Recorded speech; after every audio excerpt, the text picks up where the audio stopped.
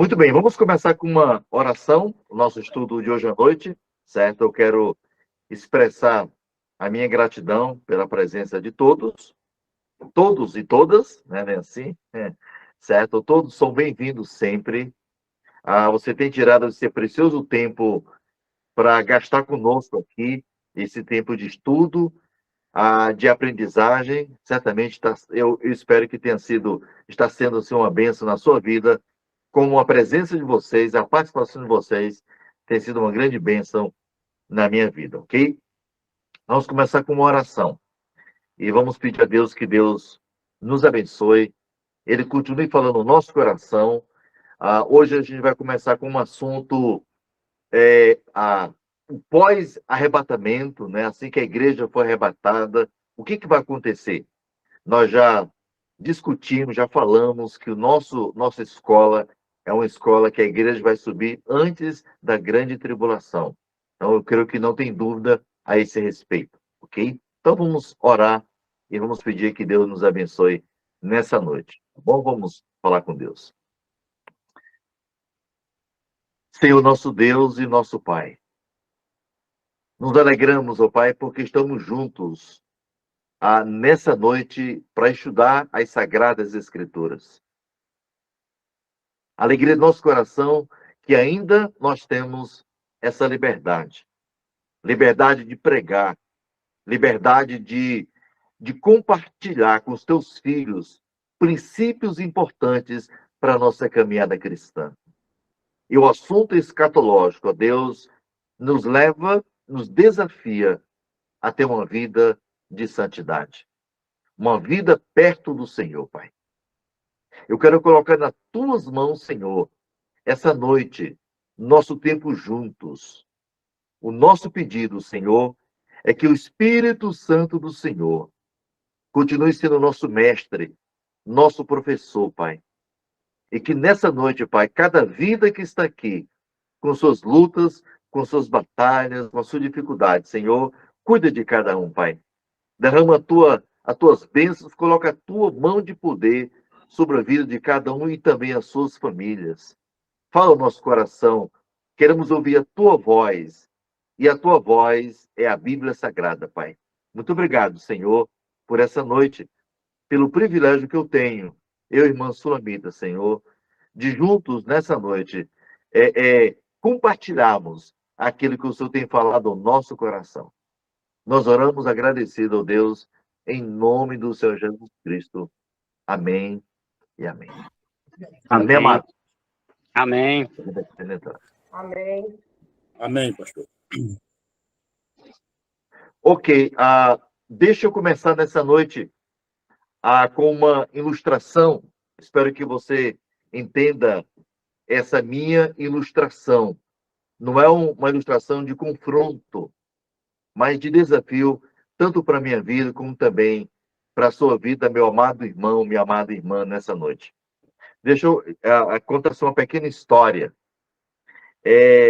Conta-se que em uma pequena cidade havia uma linda orquestra, uma orquestra muito famosa e requisitada para grandes apresentações. Era algo assim esplêndido naquela cidade, como fosse a maravilha daquele povo. Uma orquestra com todos os instrumentos que você possa imaginar. Mas havia um homem que sonhava em tocar algum instrumento naquela orquestra. E o sonho dele era tocar uma flauta transversal, né? O sonho dele tocar, ele via as pessoas tocando, e disse, puxa vida, eu quero tocar. Só que tinha um problema. Ele não conhecia música, ele não sabia tocar, ele não sabia ler partitura, não sabia nada de música. Mas era o sonho dele. E ele chegou pro maestro, que era amigo dele, e conversou com ele e tudo. E o maestro aceitou que ele pudesse se apresentar junto com os outros. O que ele fez? Ele comprou a flauta mais linda que ele tinha na cidade. Uma flauta cara, bonita. E todas as vezes que a orquestra se apresentaria grandes concentrações, grandes convites, ele se apresentava também. Ele fazia o gesto, como estivesse tocando a flauta, mas não saía nenhum som. E ele recebia os aplausos, ele recebia os parabéns, mas ele não tocava porque ele não entendia. Somente o maestro sabia que ele não sabia tocar e nem sabia cantar. Passou-se um tempo, aquele maestro, ele faleceu. E a orquestra continuou agindo, continuou se apresentando. E contrataram um novo maestro. E o que o maestro fez, o novo, né? Que dirigia a orquestra? Resolveu fazer um teste com todos os participantes da orquestra. Ele queria ver o desempenho de cada um deles. Quando chegou a vez do flautista impostor, ele disse, olha, eu não posso porque eu estou doente, eu estou enfermo. E o maestro disse, tudo bem, a gente pode marcar uma outra data. E o maestro insistiu para ter uma aula particular com ele para ver realmente o seu desenrolar com a flauta e com a música. E, finalmente, ele disse para o maestro, disse, olha, meu amigo, eu não sei tocar. Eu só faço o gesto da música com a flauta, mas eu não entendo de partitura e eu não sei tocar nada. Eu me apresento, recebo os aplausos, mas eu não sei tocar nada. E ele foi dispensado, teve que sair da orquestra, porque ele era um flautista impostor. Por que eu estou contando essa história? Porque um dia desses, todos nós que somos crentes, filho de Deus, nós vamos se apresentar diante do Senhor. Nós que somos crentes, você que é crente, eu que sou crente, nós que temos a convicção da vida eterna, nós vamos receber Deus como nosso Pai. E Ele vai dizer para todos nós, bem-vindo, servo fiel, entra no gozo do teu Senhor. Mas muitas pessoas se decepcionarão naquele dia, pensando que vai encarar Deus como Pai, vai encarar Deus como juiz. E Deus vai dizer para muita gente, apartai-vos de mim, malditos para o fogo eterno. Então, nós entendemos que a vida cristã não é apenas dizer que eu sou cristão, dizer que eu faço parte de um grupo evangélico, que eu não tenho apenas o meu nome no hall de membro de uma igreja. Vida cristã, está dizendo, é vida, é prática, é ação. Em 1 João 3 diz que todo aquele que tem a expectativa da segunda vinda de Cristo é uma pessoa que tem uma vida diferente em todas as áreas de sua vida. Na área, né, em casa, no trabalho, na igreja, no lazer, no esporte, em cada compartimento da sua vida, em cada parte, Jesus precisa ser o Senhor. E a grande pergunta que é feita para todos nós, como é que nós vamos encarar Deus um dia? É importante isso. Eu espero que você tenha entendido a ilustração, que de fato você entenda a partitura, né? Você entende música, e que a sua vida combine realmente com aquilo que Deus diz em sua palavra.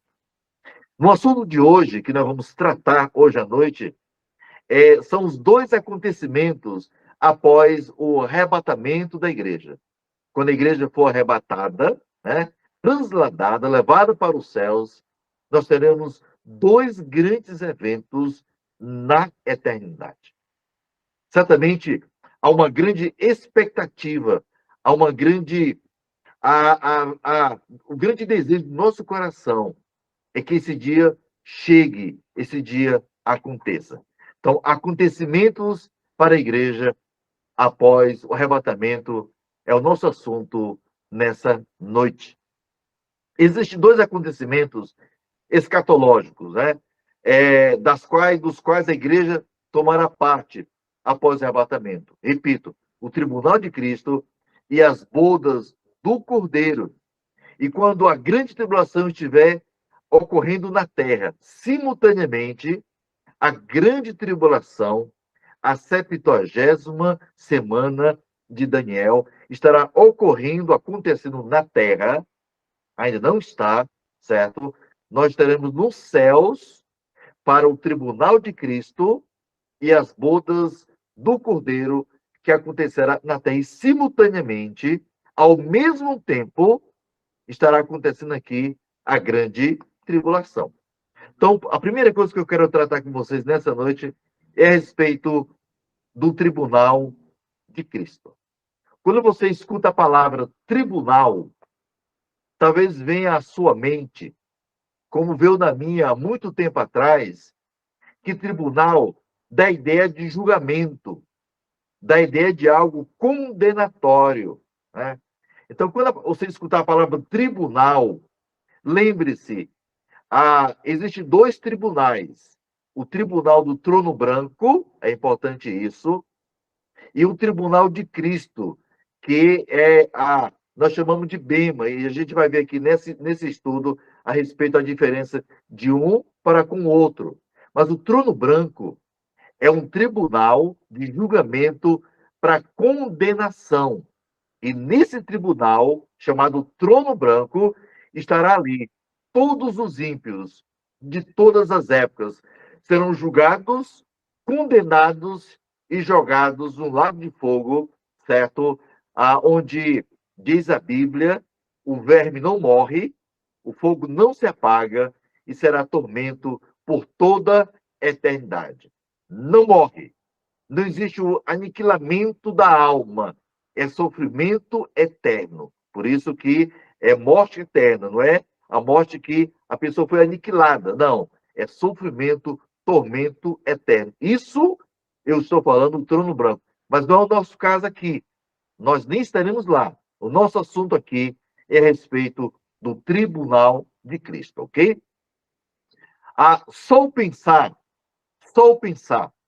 no Tribunal de Cristo deveria produzir na minha vida, na sua vida, uma vida de santidade. Só pensar a respeito do Tribunal de Cristo, isso nos leva a ter uma vida separada do mundo para Deus. O Tribunal de Cristo é um período de julgamento para os santos arrebatados, né? Nesse tribunal estarão ali somente aqueles que foram salvos pelo sangue de Cristo. O pessoal do Velho Testamento não estará aqui nesse tribunal. Somente o pessoal da igreja.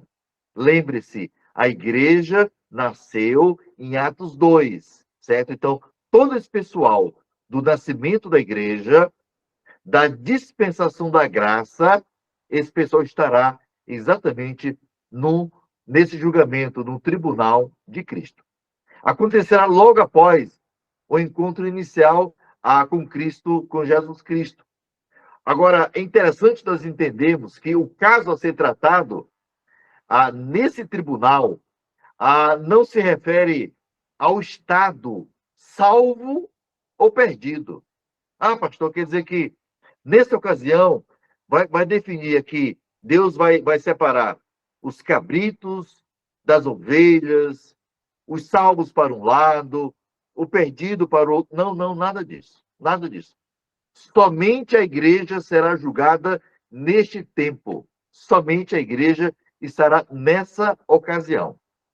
Quem não creu em Cristo como Salvador, pessoal, não estará presente. Somente os salvos, somente os redimidos.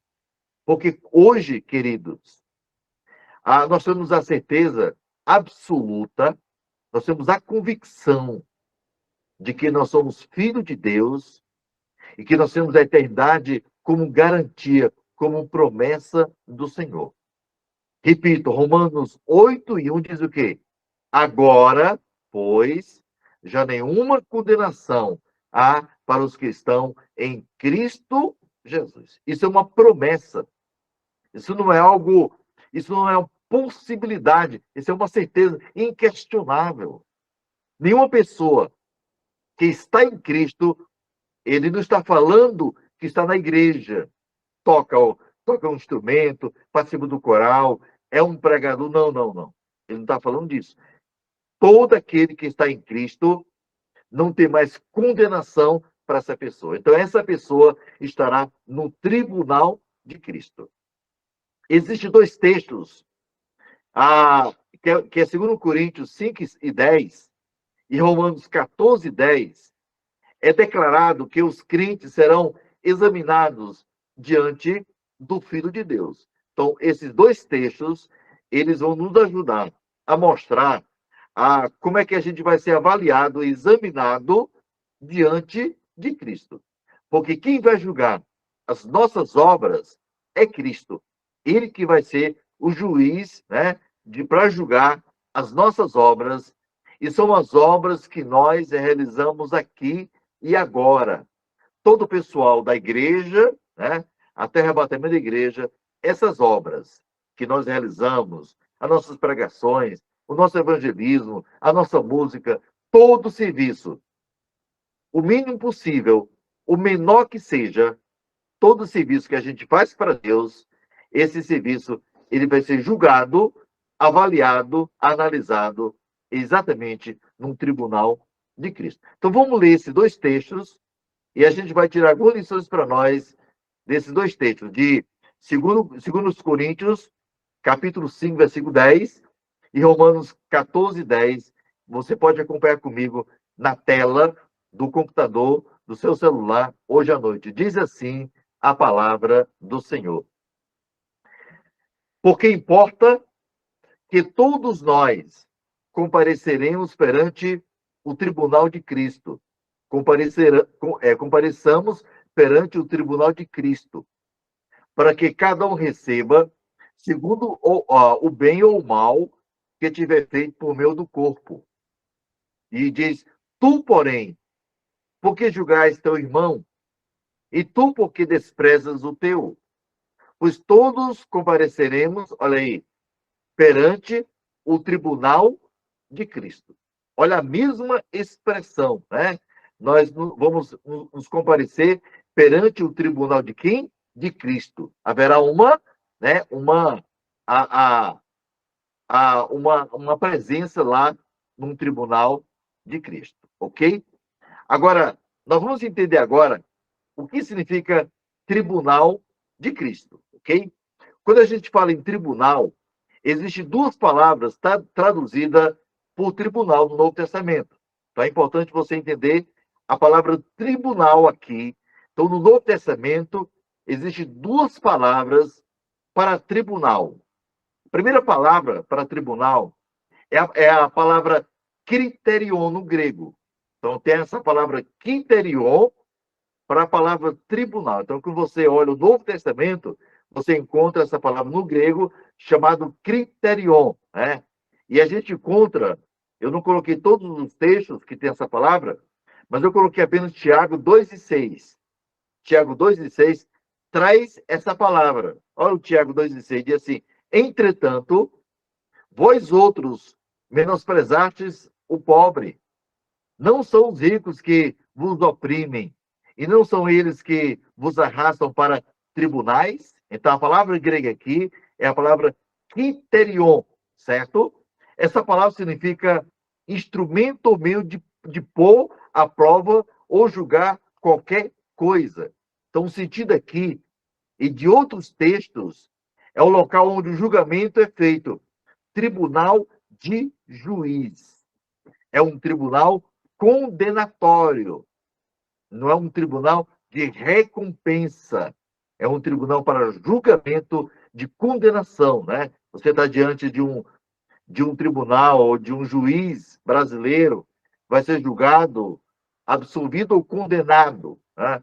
A condenação não é um prêmio, né? É um castigo pelos atos que você fez. Então, a palavra criterion é um tribunal de julgamento, um tribunal condenatório. A outra palavra que a Bíblia fala aqui é a palavra bema, certo? A palavra bema aqui, nos dois textos que nós lemos, tem a palavra bema, tribunal. Então, no grego, é a pronúncia bema, certo? Entenda bem, bema. Então, tribuna, bema é uma tribuna usada em relação ao assento oficial de um juiz. Nos Jogos Olímpicos gregos de Atenas, a arena tinha uma plataforma elevada, na qual se assentava o presidente ou juiz da arena. Aquele presidente ou aquele juiz iria julgar os vencedores. Eles iriam coroar os vencedores dos jogos. Então, ele ia dar o quê? A recompensa para aqueles que venceriam a batalha ou a corrida, conforme o jogo grego da época, certo? Era chamado bema ou assento de recompensa. Nunca foi usado em referência a um assento judicial. É diferente. Então, existe a palavra criterion, é um tribunal de julgamento condenatório, e existe o bema, que é um tribunal de recompensa. É o que nós vamos tratar nessa noite sobre o tribunal de Cristo, que é um tribunal de recompensa, não de condenação. Nenhuma pessoa vai ser condenada num tribunal de Cristo, porque todos que ali estão são salvos, são convertidos, já foram lavados pelo sangue do Senhor Jesus. Outra coisa importante é que quem será o juiz desse tribunal? O texto diz, o texto que nós lemos, 2 Coríntios 5:10, diz que porque importa que todos nós compareceremos perante o bema, olha aí, tribunal, a palavra bema, de Cristo, certo? Então, aqui deixa bem claro que esse exame é conduzido por quem? Por Cristo, certo? De João, no capítulo 5, no versículo 22, diz assim, ó, e o Pai a ninguém julga, mas ao Filho confiou todo o julgamento. Então, todo o julgamento foi confiado a Cristo. Então, o juiz desse tribunal é o nosso Cristo, é o nosso Deus, é aquele que nos redimiu, aquele que nos comprou com um precioso sangue. Então, aqui declara que todo julgamento foi confiado o quê? Às mãos do Filho. Então, é Cristo que vai sentar lá no tribunal e vai julgar cada crente pelas obras que nós realizamos aqui nesse planeta. Parte da exaltação de Cristo é o quê? É o direito de manifestar a autoridade divina no julgamento. Então, um dos privilégios que Cristo tem, pela sua exaltação, ele foi humilhado, ele sofreu, ele foi crucificado. Então, parte da sua exaltação é o privilégio que ele tem de ser o justo juiz num tribunal dele, de Cristo, ok? Agora, é importante entender, na letra C, qual é a base da avaliação do bema de Cristo, né? Qual é a base que ele vai usar nesse tribunal para julgar as pessoas? A questão aqui, eu vou repetir, não é verificar se o julgado é ou não é crente. Por isso que a gente precisa ter a plena convicção, a certeza absoluta quem de fato sou eu. Quem sou eu, né? Eu sou um cristão, eu tenho essa convicção, eu tenho essa certeza, ou eu sou apenas um bobo, né? Que circula por dentro da igreja, vai para a igreja, volta para casa, né? Essas pessoas, certamente, muitas dessas pessoas não são nem convertidas, então a gente precisa entender quem sou eu, quem de fato, como é que Deus me vê, tá certo? É importante isso.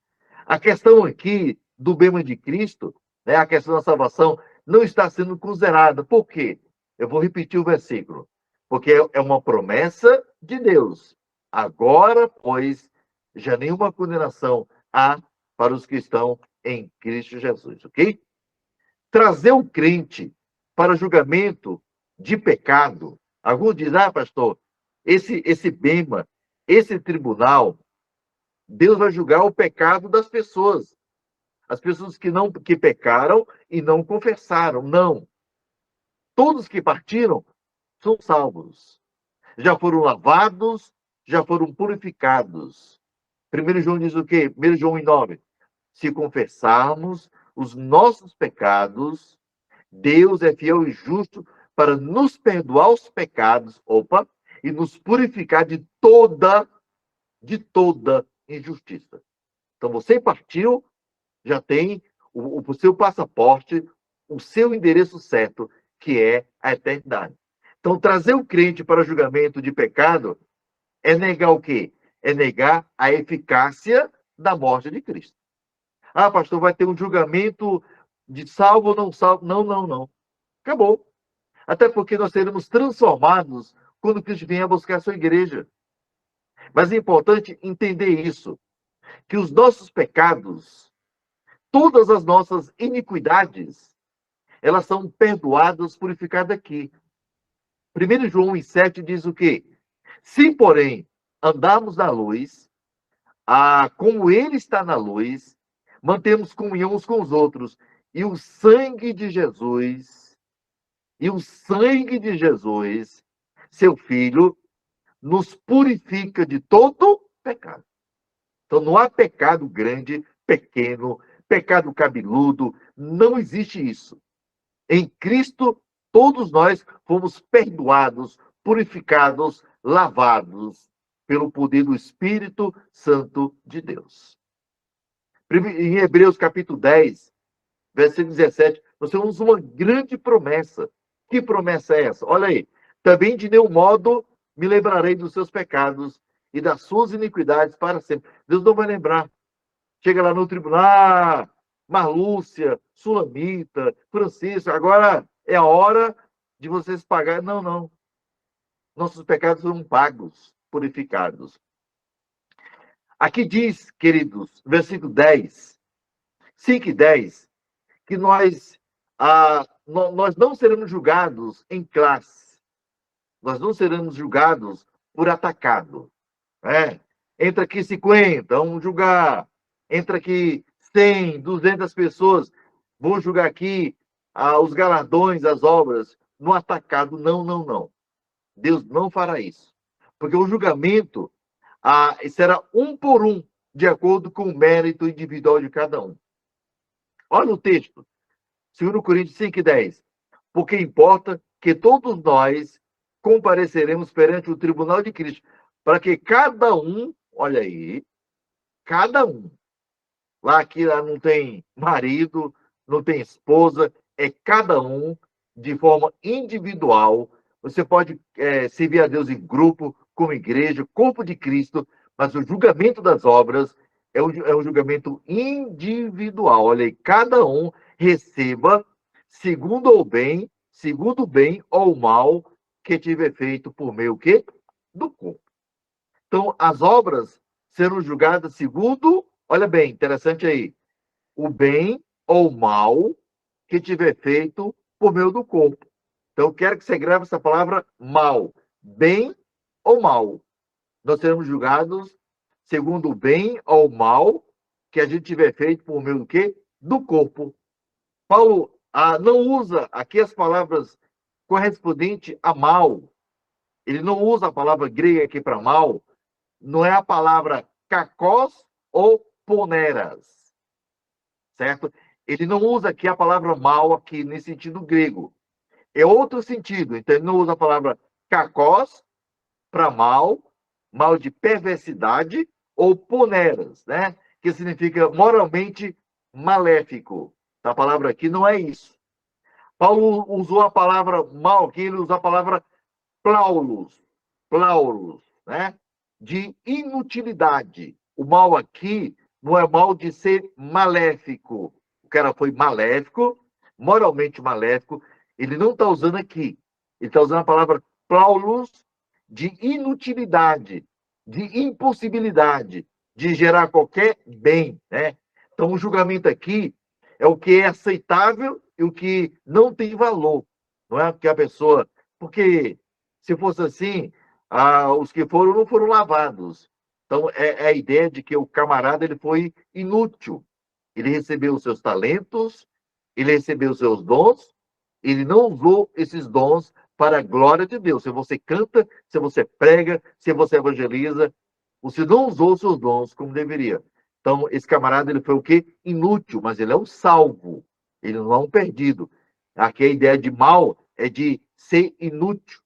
Então, o propósito do Senhor não é punir o salvo no tribunal de Cristo, mas recompensar os seus filhos pelas coisas feitas em nome do Senhor. Certo? Agora, outra coisa importante que eu quero tratar com vocês é o resultado desse tribunal, né? O resultado do exame do bema de Cristo. Quais são os resultados? Você vai ver na tela o texto que a gente vai tratar sobre os resultados do bema de Cristo. Então é importante entender isso, ok? O texto que a gente vai usar como base sobre os resultados do bema é 1 Coríntios 3, do 10 ao 15. Eu faço questão de ler esse texto, porque ele é a base dos nossos galardões, né? É a base dos resultados do bema de Cristo. Então vamos ler o texto diz assim, a palavra do Senhor vai dizer o que aqui para nós, né? Diz o seguinte, 1 Coríntios, capítulo 3, versículo 10 ao 15. Diz o seguinte, segundo a graça de Deus que me foi dada, lancei o fundamento como um prudente construtor, e outro edifica sobre ele. Porém, cada um veja como edifica. Porque ninguém pode lançar outro fundamento além do que foi posto, o qual é Jesus Cristo. Contudo, se o que alguém edifica sobre o fundamento é ouro, prata, pedras preciosas, madeira, feno, palha, versículo 13, manifesta se tornará a obra de cada um, pois o dia a demonstrará, porque está sendo revelada pelo fogo. E qual seja a obra de cada um, o próprio fogo o provará. Se permanecer a obra de alguém que sobre o fundamento edificou, esse receberá galardão.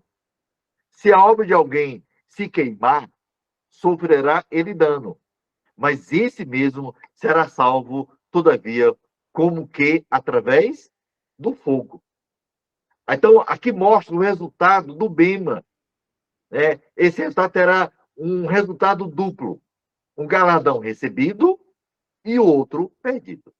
Uma pessoa pode receber um galardão e pode perder um galardão. Certo? A gente vai ver aqui sobre as coroas posteriormente, mas aqui a gente vai tratar disso. O que determina se alguém recebe ou perde galardão é a prova pelo fogo. Paulo diz, versículo 13, manifesta se tornará a obra de cada um, pois o dia a demonstrará, porque está sendo revelada pelo fogo. E qual seja a obra de cada um, o próprio fogo o provará. São as obras dos crentes que estão sendo o quê? Examinadas. Todas as suas obras, hoje, tudo que você faz, Deus está examinando, não pelo exterior, não pela aparência, mas o que está no coração. Você pode ser um pregador, você pode ser um músico, você pode fazer na sua casa, no seu trabalho, né? Não existe essa separação, esse aqui é espiritual, esse aqui é material, não, não. Tudo para Deus é espiritual. Então, tudo que eu faço para Deus, se é de coração, se não é de coração, nesse dia vai ser examinado diante do tribunal de Cristo. Então, o exame não é feito baseado em observação externa. Hoje em dia a gente vai muito pela aparência, né? Assim como Samuel, Deus disse para Samuel, não atenta para a aparência. Deus não vê como o homem vê. O homem vê o exterior, Deus, porém, vê o coração. Então, quando você for pensar em trabalhar para Deus, fazer qualquer coisa, não faça de forma relaxada. Faça com amor, com dedicação. Você vai orar, ore de verdade. Né? A gente coloca um pedido de oração no grupo, né? No Zap Zap, nas redes, e alguém colocou a mãozinha.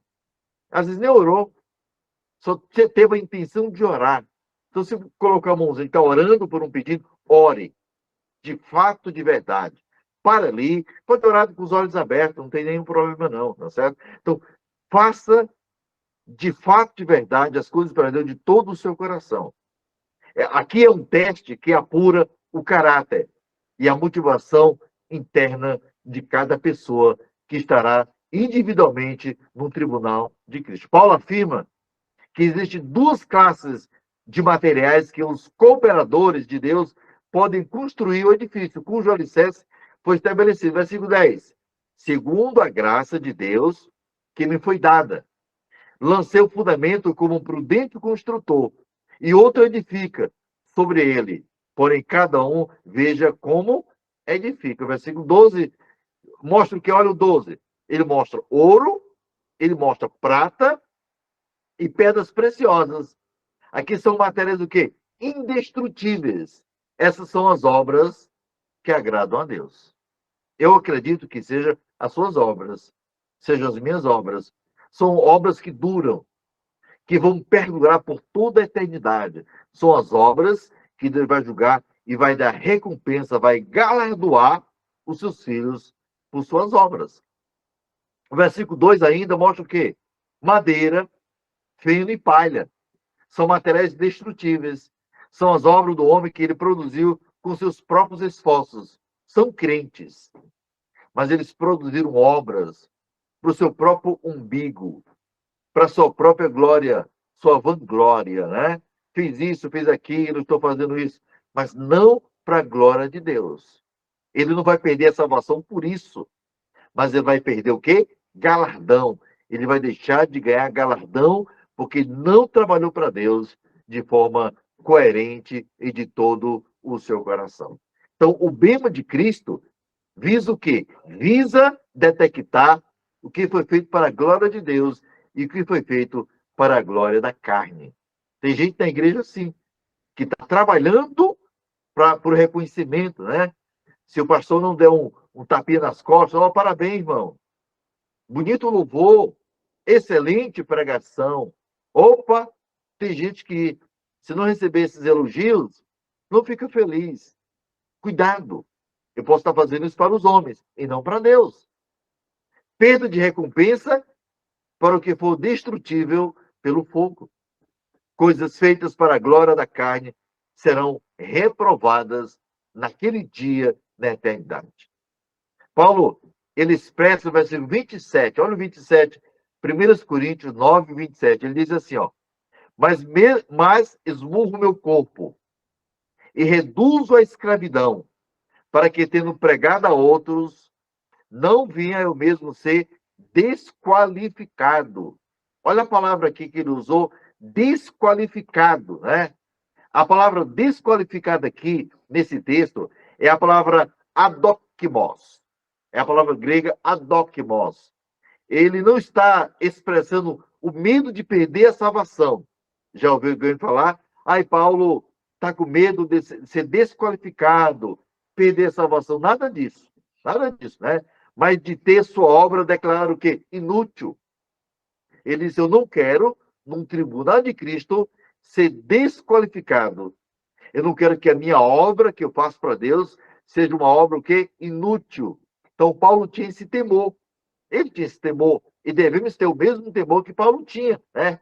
Então, para garantir contra uma possível interpretação de que sofrer uma perda significa perder a salvação, né? Ah, mas aqui, desqualificado, está dizendo, está se referindo à salvação. Não, nada disso.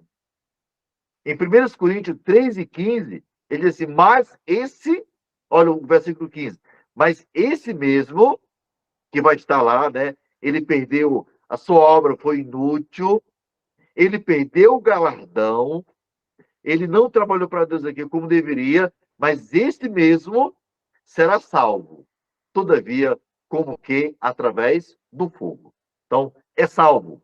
Ele só não vai receber os galardões, como muitos outros vão receber, mas ele é salvo, ele será salvo. Então, Paulo aqui não está questionando a sua ou a salvação de outros, mas é a ideia de inutilidade no tribunal de Cristo. Então, grande galardão pela obra demonstrada, indestrutível pela prova de fogo. Ou seja, a maior parte do galardão é recebida no céu, não aqui na terra. Certo? A gente pode associar algumas bênçãos de Deus como galardões, e pode até ser. Mas os nossos galardões nós receberemos lá no tribunal de Cristo. Paulo diz em versículo 13 e 14, manifesta se tornará a obra de cada um, e esse receberá galardão. Então, receberá onde? No céu, no tribunal de Cristo. Então, todos os galardões serão baseados em qualidade, não em quantidade. Deus não está preocupado se você entregou 10 mil folhetos, se você fez muitas obras. Não, Deus não está preocupado com isso.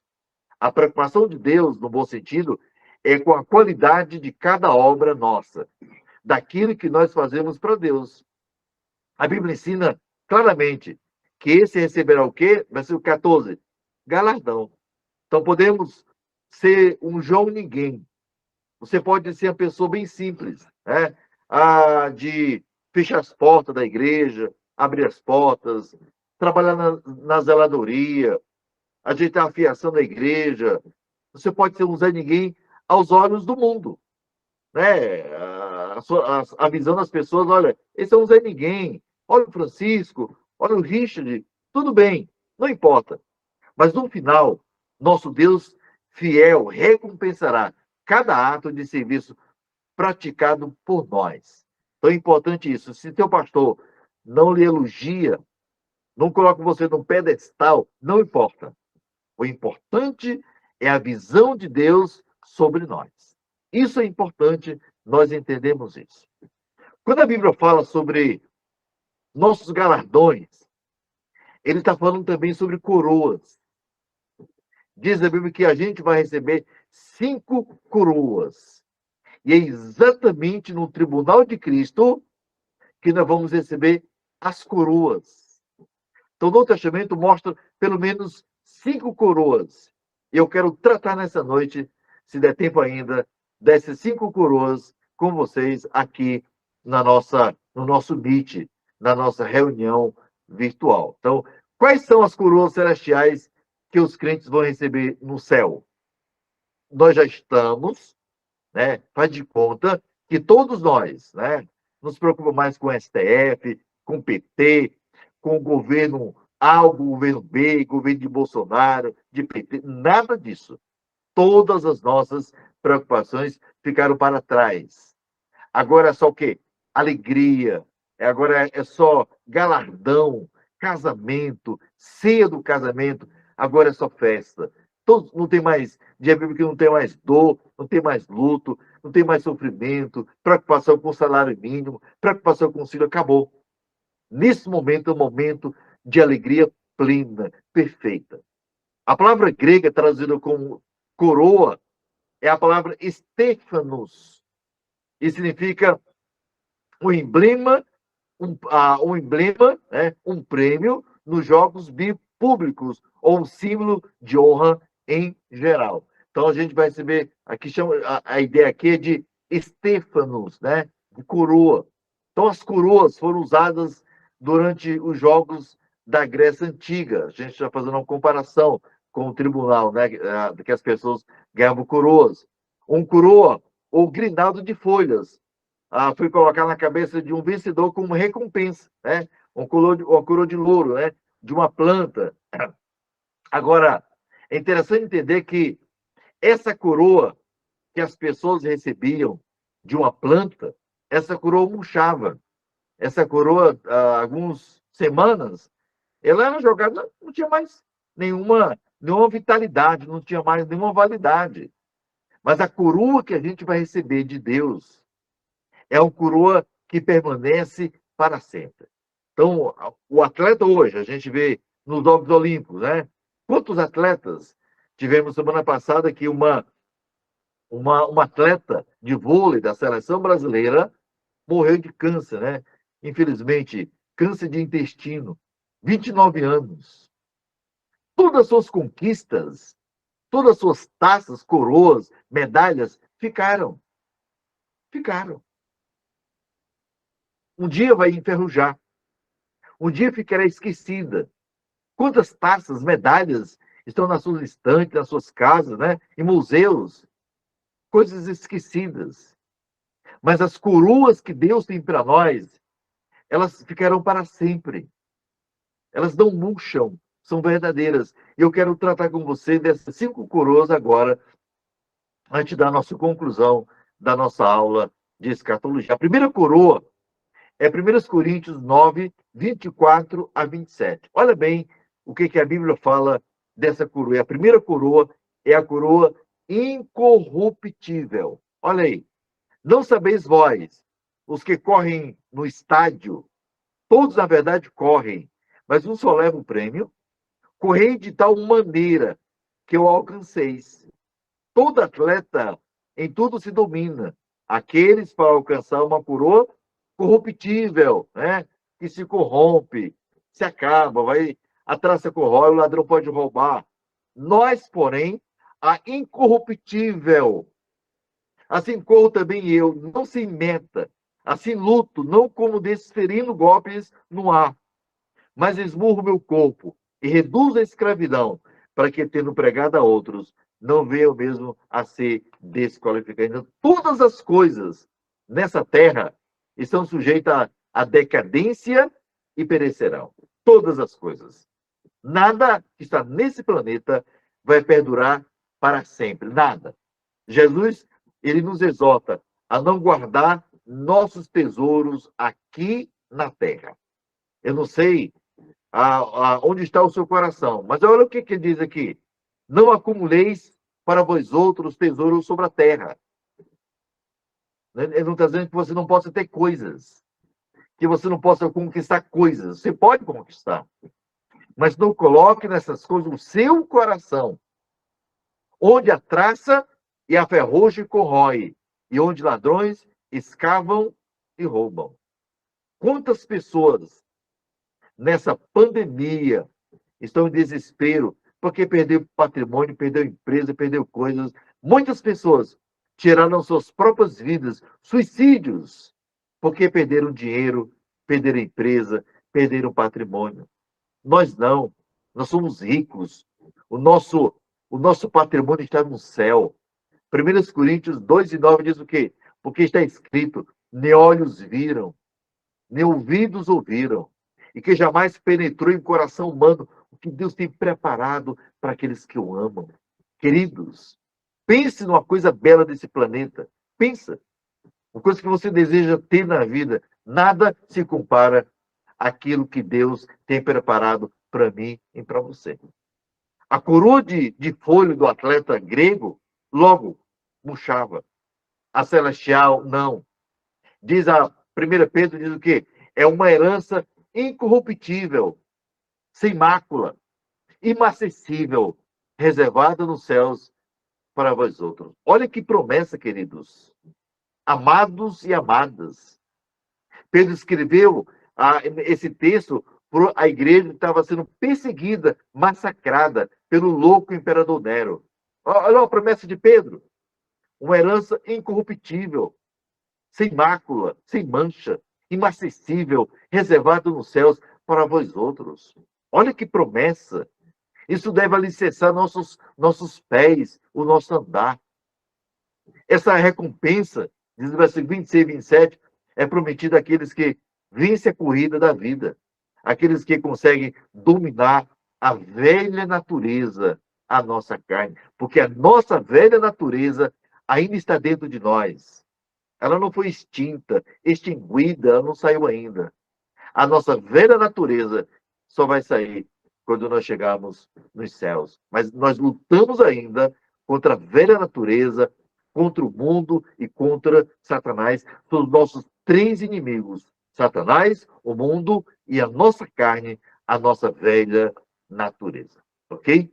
A segunda coroa é a coroa da exultação.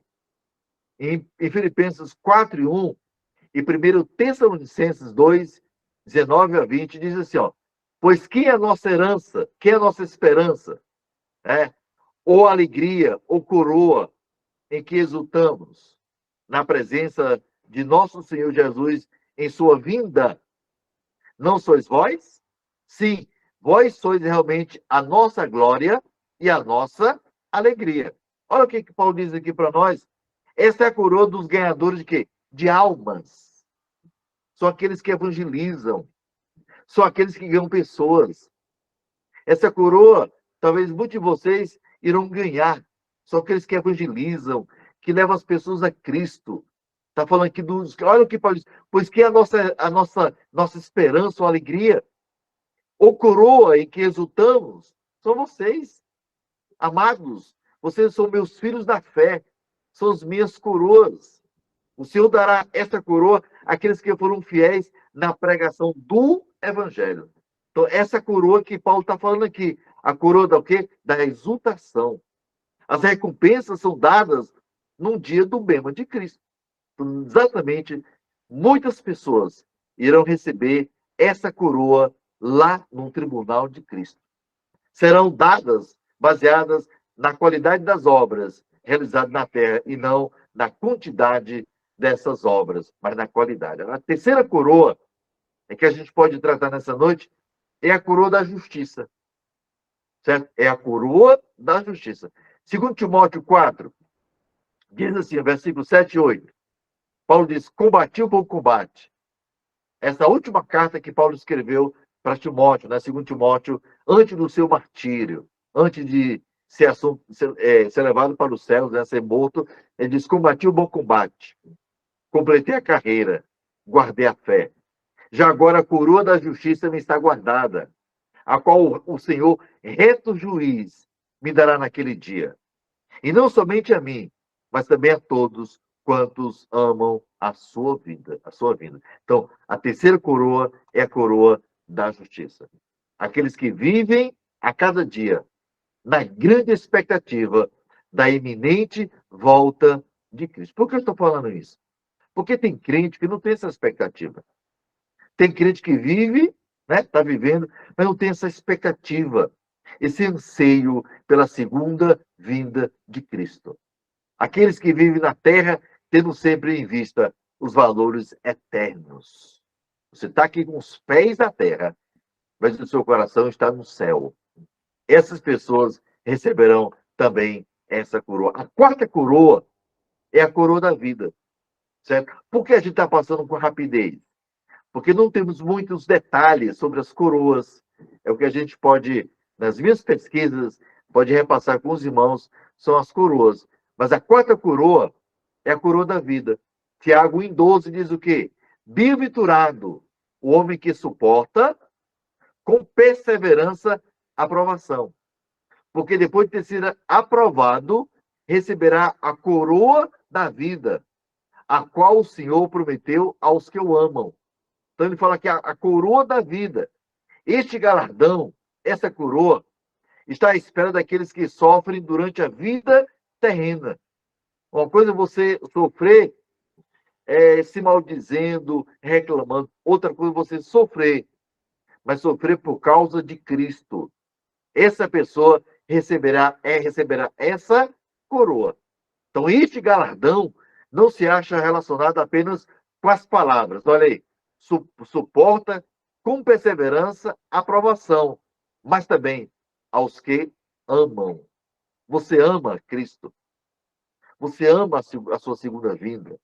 Mesmo na luta, na perseguição, nas injúrias, né, nas calúnias, como é que você reage? É nesse momento aqui que você vai receber um galardão, uma coroa, a coroa da vida, por ter suportado cada dor, cada momento com alegria. Olha a alegria dos discípulos, os que morreram pela fé. Talvez você vai fazer parte dessa galeria, daqueles que sofreram, mas sofreram com alegria por causa do Senhor. O amor ao Senhor e o desejo de que ele seja glorificado nessas provações constitui um duplo motivo para que o crente suporte o sofrimento. Então, o que faz a gente suportar o sofrimento é olhar sempre, queridos, para o autor e consumador da nossa fé, Cristo Jesus. Então, olhe para ele. É bom a gente olhar para os discípulos, para os apóstolos, né? Pessoas exemplares. Mas quem é o autor da nossa fé, diz Hebreus, é a pessoa de Cristo Jesus. Olhe para ele e somente para ele. A quinta coroa e a última coroa nós encontramos em 1 Pedro 5, de 1 a 4. E a gente termina com a última coroa. Diz assim a palavra do Senhor: rogo, pois, aos presbíteros que é entre vós, eu, presbítero, como eles, e testemunho do sofrimento de Cristo, e ainda a coparticipante da glória que há de ser revelada, diz: pastoreai o rebanho de Deus, que é entre vós, não por constrangimento, mas espontaneamente, como Deus quer, nem por sorte da ganância, mas de boa vontade, nem como dominador dos que foram confiados, antes, tornando-vos modelos do rebanho. Ora, logo que o Supremo Pastor se manifestar, receberás o quê? A inacessível coroa da glória. Então, este galardão, essa quinta coroa, é prometida a quem? Aqueles que fielmente pastoreiam o rebanho de quem? De Deus. Tem pastor que acha que as ovelhas pertencem a ele. Conheço pastores assim. São as minhas ovelhas? Não. Nós somos ovelhas de Cristo. E o pastor precisa entender isso. Nós pastoreamos a propriedade exclusiva de Cristo. Somos nós. Então, essa coroa, quem vai receber? Aqueles que pastoreiam ovelhas, né? Qual foi o versículo 2 e 3? As ovelhas, o rebanho de Deus. Olha que privilégio. Você faz parte do pastoreio de Cristo, do rebanho de Deus. Então, os pastores que cumprirem essas exigências espontaneamente, não por obrigação, né? Não por constrangido. Eu estou pastoreando alguém, uma igreja, que coisa pesada. É muito difícil. Não, não. Aqueles que pastoreiam espontaneamente e com todo o prazer. Mas você deve estar perguntando, pastor, ao receber as coroas, o que eu farei com elas? Eu vou desfilar lá no céu, como fosse um pavão, né? Com aquelas coroas, desfilando nas ruas de ouro. Não, não, não. Nós vamos receber as nossas coroas de ouro. E o que nós faremos com elas? Olha Apocalipse 4, do 9 ao 11, diz o quê? Olha aí. Quando esses seres viventes derem glória, honra e ações de graças ao que se encontra sentado no trono, lembra dos 24 anciãos? Ali representa a igreja. Recebemos as nossas coroas, ao que vive pelo século dos séculos. Os 24 anciãos prostrar-se-ão diante daquele que se encontra sentado no trono, que é Cristo. Adorarão o que vive pelo século dos séculos e depositarão as suas coroas. Olha aí, a gente vai depositar as nossas coroas diante do trono, proclamando o quê? Tu és digno, Senhor e Deus nosso.